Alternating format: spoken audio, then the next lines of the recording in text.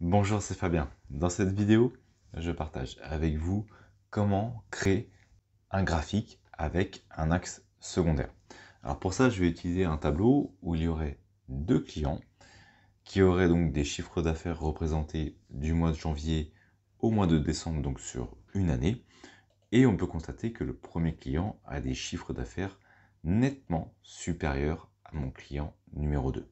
La problématique, donc ce que je vais faire dans un premier temps, c'est que je vais créer un graphique avec les données existantes.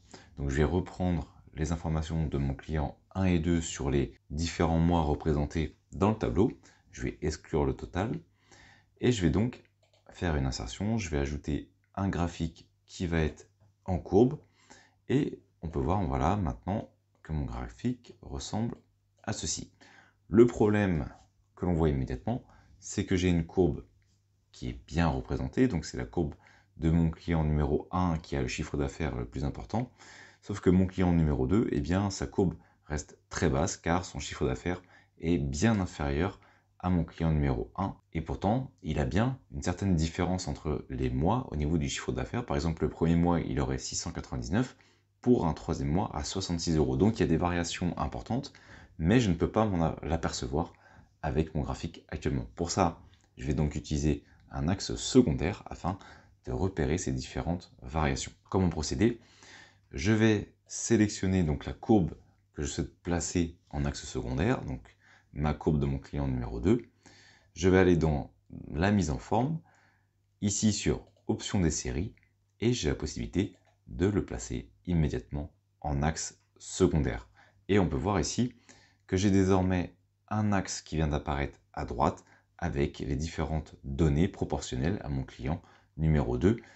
Et la courbe est maintenant beaucoup plus claire avec les différentes variations sur l'ensemble des mois. Alors là, c'est la première possibilité. Je vais repasser sur l'axe principal et on peut voir qu'il y a une autre possibilité. Et je vais donc cliquer sur ma courbe ici et faire modifier le type de graphique.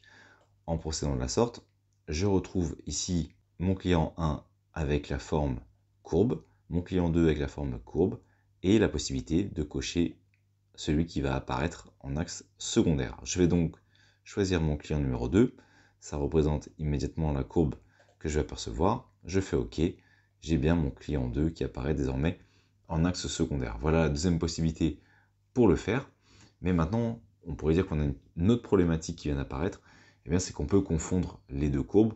On pourrait croire en réalité que maintenant mon client 2 au final a des chiffres d'affaires ici de près de 30 000, alors qu'en réalité il est sur l'axe secondaire à 700 €. Donc l'idéal c'est de pouvoir séparer les deux, qu'il y ait des formes différentes. Donc je vais refaire modifier le type, et pour mon client 2, je vais par exemple basculer sur la forme histogramme. Ce qui fait que j'aurai deux formes de graphique, une forme avec les courbes et une forme avec les histogrammes. Je vais faire OK. Et là, c'est déjà plus parlant parce que je sais que la courbe correspond à mon client numéro 1. Donc en regardant la courbe, je regarde mon axe de gauche.